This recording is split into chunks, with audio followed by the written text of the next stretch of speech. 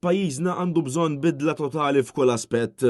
Hekk sostna l-editorjal tal-Malta Independent kif tefa' dawl fuq il-problemi kbar li pajjiżna għaddej minnhom bħalissa u kif għandna Prim Ministru li qed jibqa' jipprova jostor il-verità.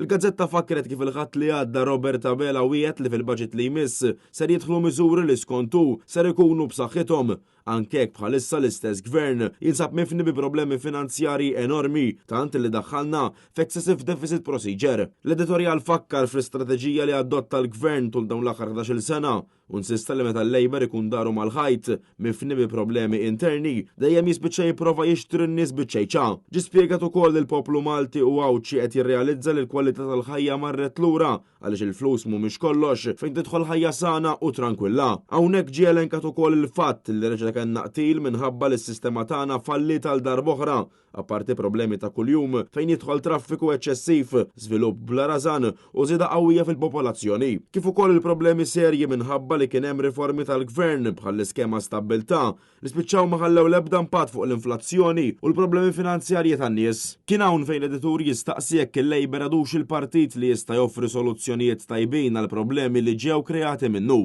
L-editur tkellem fuq diversi riformi li pajjiżna tant għandu bżonn, riformi li dan il-gvern qatt ma għamel. L-editorjal tal-Independent sostna li l-gvern għandu jieħu bis-serjetà dak kollu li ġara f'dawn l-aħħar żminijiet u nsista li pajjiżna għandu bżonn ferm aktar riformi milli sempliċement tnaqqis ta' taxxa.